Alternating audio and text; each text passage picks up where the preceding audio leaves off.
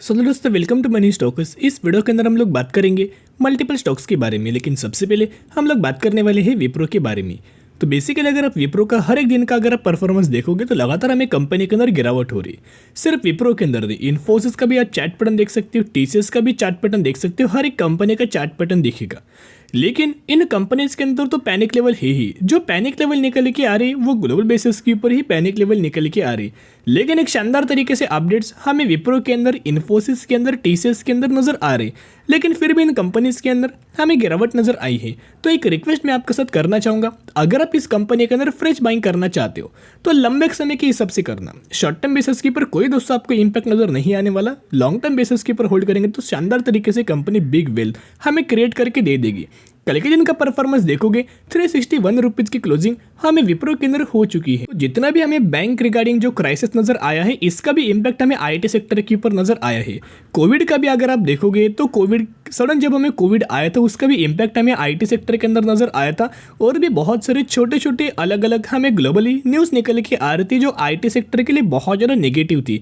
इसी की वजह से पिछले एक सालों से अगर आप आईटी सेक्टर का परफॉर्मेंस देखोगे तो विप्रो के अंदर ऑलमोस्ट हमें 40% से ज़्यादा की गिरावट हमें नजर आई है। और जो विप्रो का एक्सट्रीमली हायर लेवल जो कंपनी का जो सपोर्ट लेवल था, ये जो विप्रो का दोस्तों सपोर्ट लेवल निकल के आ रहा था, मैंने जो आपके साथ शेयर किया था 375 रुपीज़ का, यानी कि 375 रुपीज़ का extremely higher level support level था। तो उस सपोर्ट लेवल को विप्रो ने ब्रेक किया है और करंटली 361 रुपीज़ के ऊपर हमें ट्रेड कर रही है। तो जैसे कि मैंने आपके साथ शेयर किया, ग्लोबली बेसिस के ऊपर हमें नेगेटिविटी फैली हुई है, तो जिसके चलते हमें जो नैस्डैक के अंदर जितने भी अमेरिका के अंदर बड़ी बड़ी जो कंपनीज है, फॉर एग्जाम्पल आप देख सकते हो कॉग्निजेंट, तो कॉग्निजेंट के अंदर भी हमें गिरावट है। अगर आप एसेंचर्स के अंदर भी देखोगे तो एसेंचर्स के अंदर भी 0.61% की गिरावट है। लेकिन इस कंपनी के रिगार्डिंग एक बहुत ज़्यादा पॉजिटिव हमें अपडेट्स निकल के आ रहे हैं। मैंने कल के दिन भी आपके साथ अपडेट शेयर किया था, तो एक अपडेट्स के बारे में भी हम लोग कवर अप करना चाहेंगे। तो सबसे पहला रीजन क्यों हमें आईटी सेक्टर के अंदर गिरावट आ रही है, तो आप ये रीजन देख सकते हैं। ये रीजन भी मैंने आपके साथ कई बार शेयर किया है।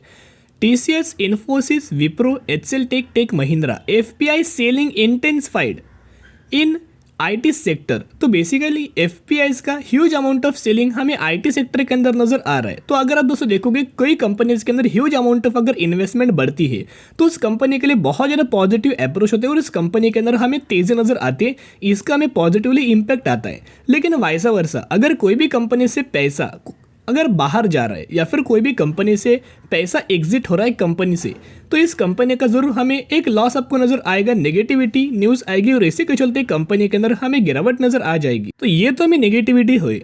तो बेसिकली अगर आप देखोगे करंटली 9 घंटे पहले हमें एक अपडेट्स निकल के आया है जो कि एसेंजर क्वार्टर 2 रिजल्ट। तो मैंने एसेंजर्स की न्यूज़ भी मैंने आपके साथ कवर अप किया था इन्फोसिस की रिगार्डिंग। तो जो एसेंजर जो कंपनी है दुनिया की सबसे बड़ी आईटी सेक्टर की कंपनी है। तो अगर बड़ी कंपनीज अगर अच्छा दोस्तों रिजल्ट परफॉर्म करे तो छोटी कंपनीज भी अच्छा ही रिजल्ट हमें परफॉर्म करती है।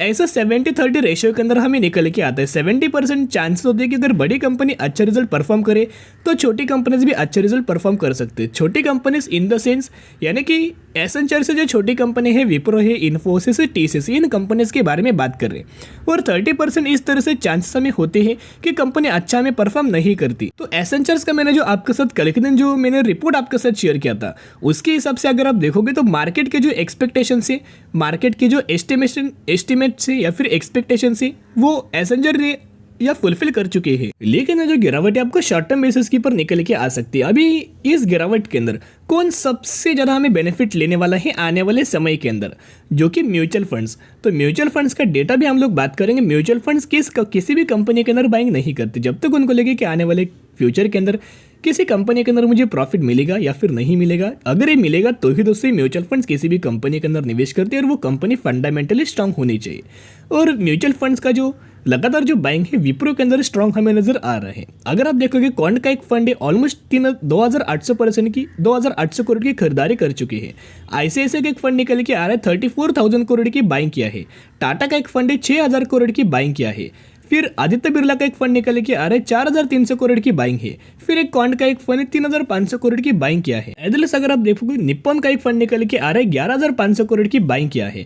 फिर सुंदरम का एक फंड है 1,600 करोड़ की बाइंग। फिर एचडीएफसी का एक फंड निकल के आ रहा है 6,000 करोड़ की बाइंग। और आईसीआईसीआई एक रेगुलर ग्रोथ है जो कि 4,800 करोड़ की बाइंग की है। यानी कि जितना हमें विप्रो के अंदर गिरावट हो रही उतना हमें एफआईज विप्रो के अंदर लगातार बाइंग करे। अगर आप हर एक दिन की डिलीवरीज बेस्ड पैटर्न देखोगे तो 40% की डिलीवरी, 50% की डिलीवरी, 60% की डिलीवरी हमें विप्रो के अंदर नजर आ रही है। तो जो डिलीवरी हो रही है वो एफआईज की तरफ से और डीआईज की तरफ से हो रही। रिटेल इन्वेस्टर कभी भी इतना बड़ा बाइंग नहीं करते। लेकिन दोस्तों जो अभी सपोर्ट लेवल जो कंपनी ने ब्रेक किया है, अगला हमें विप्रो का सपोर्ट लेवल क्या है तो इसे डायरी के ऊपर नोट कर सकते हो। 350 का एक्सट्रीमली हायर लेवल हमें सपोर्ट लेवल है। अगर मार्केटली इसी तरह से अगर गिरावट हुआ तो ये जो कंपनी है 350 रुपीज़ के आसपास सपोर्ट ले सकती है। लेकिन वहां से भी अगर मार्केट के अंदर गिरावट हुआ तो अगला जो हमें विप्रो का जो सपोर्ट है 320 रुपए के आसपास हमें सपोर्ट निकल के आ रहा है। अगर आप बाइंग करना चाहते हो, buy on the strategy apply करना और विप्रो जैसे फंडामेंटली स्ट्रॉन्ग कंपनी को लंबे समय के लिए होल्ड करना, एक रिक्वेस्ट करूंगा लंबे समय के लिए जरूर कंपनी को होल्ड कर सकते हो। अभी हम लोग बात करेंगे वेदांता के बारे में।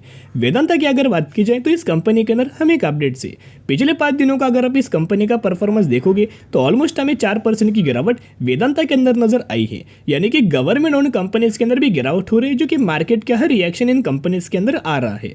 अगर आप इस कंपनी का मार्केट कैप देखोगे तो 1 लाख करोड़ का मार्केट कैप है। और अगर आप इस कंपनी का डिविडेंड यील्ड देखोगे तो 30% का डिविडेंड यील्ड, यानी कि आपको साल में वेदांता के अंदर बेसिकली रिटर्न्स मिले या ना मिले, लेकिन साल में 101% आपको डिविडेंड का बेनिफिट दिया जाता है, जो कि 30% का आपको डिविडेंड कंपनी के अंदर दिया जाता है। और डिविडेंड रिगार्डिंग ही हमें अपडेट्स वेदांता के अंदर निकल के आ रहा है। तो वेदांता का जो इंटरम डिविडेंड कंपनी देने वाली है इस साल का, जो कि 5th इंटरम डिविडेंड कंपनी देने वाली है, आप यह देख सकते हो, जिसकी डेट है 28 मार्च। तो 28 मार्च को हमें बोर्ड ऑफ डायरेक्टर्स की आपको मीटिंग होने वाली है और इस बोर्ड ऑफ डायरेक्टर्स की मीटिंग के अंदर वो डिसाइड करने वाले हैं कितने पर शेयर का डिविडेंड दिया जाए। लेकिन दोस्तों एज पर अगर आप रिकॉर्ड देखोगे, पिछला हिस्ट्री अगर आप देखोगे तो कुल मिला के 4 बार कंपनी ने डिविडेंड दिया। यहाँ आप देख सकते हो 31 पर शेयर का डिविडेंड, 20 पर शेयर का डिविडेंड, 17 to 18 पर शेयर का डिविडेंड और 12.50 पर शेयर का डिविडेंड।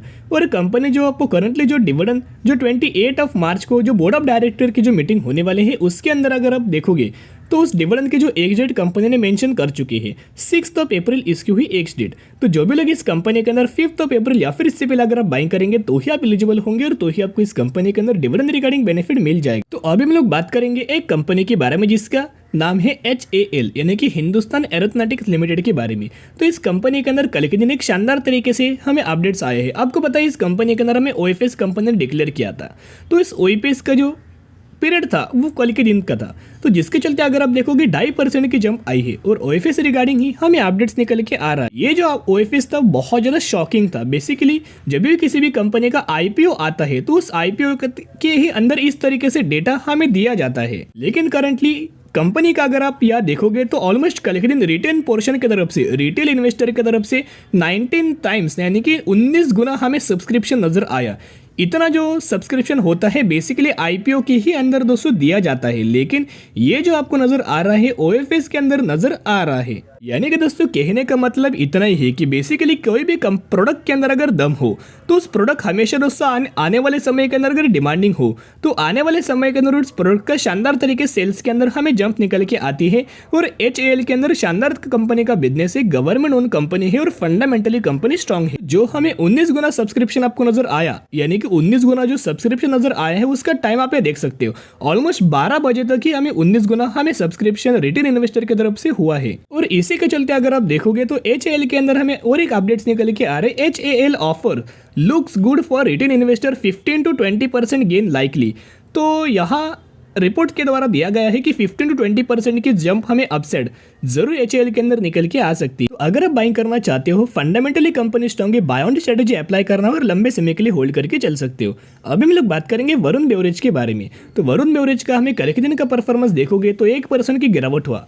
लेकिन एक्चुअल बेसिस के ऊपर अगर आप टॉप पॉइंट्स है, पिक पॉइंट्स अगर आप बॉटम तक कैलकुलेट करेंगे तो 3% की गिरावट हमें VBL के अंदर कल के दिन हमें देखने को मिल चुका है। तो बेसिकली वरुण बेवरेज के अंदर बिल्कुल दोस्तों कोई हमें ज़्यादा गिरावट नहीं होती, लेकिन जब भी गिरावट होती है हमेशा दोस्तों एक बड़ी हमें अपॉर्चुनिटीज निकल के आते, एक बड़ा मौका होता है। तो अगला हमें VBL के अंदर दोस्तों सपोर्ट लेवल्स के निकल के आ रहे हैं। तो जो सपोर्ट लेवल है बेसिकली 1320 रुपये के आसपास हमें सपोर्ट लेवल निकल के आ रहा है। तो यही दोस्तों कंपनी का सपोर्ट लेवल मान सकते हो और करंट प्राइस से वरुण बेवरेज के अंदर बाय ऑन स्ट्रेटेजी अप्लाई करना और लंबे समय के लिए होल्ड करके चल सकते हो। ब्रोकर्स का मानना है कि VBL के अंदर और हमें 30% की अपसाइड हमें जल्दी आपको मूवमेंट निकल के आ सकती है, क्योंकि अगर आप कंपनी का बिजनेस देखोगे तो पेप्सी के रिगार्डिंग, जो पेप्सी को होता है उस regarding, soft drinks regarding company का बिजनेस है और समर मंथ हमें स्टार्ट हो चुका है, जिसके चलते अगर आप देखोगे समर महीने के अंदर हमें इनके सेल्स के अंदर जंप आती है। अगर सेल्स के अंदर जंप आएगी तो प्रॉफिट्स के अंदर भी जंप आएगी और इनके रिजल्ट्स के अंदर भी जंप आएगी, रेवेन्यूज के अंदर भी जंप आएगी। तो इसके चलते स्टॉक प्राइस के अंदर, शेयर प्राइस के अंदर भी आने वाले समय के अंदर हमें जंप निकल के आ सकती है। मैक्सिमम के अंदर भी देखोगे कंसिस्टेंटली ग्रोथ है और 950% के आसपास शेयर होल्डर्स को अच्छा खासा बेनिफिट दे चुकी है। तो बाय ऑन स्ट्रेटेजी अप्लाई करना और लंबे समय के लिए होल्ड करके चल सकते हो।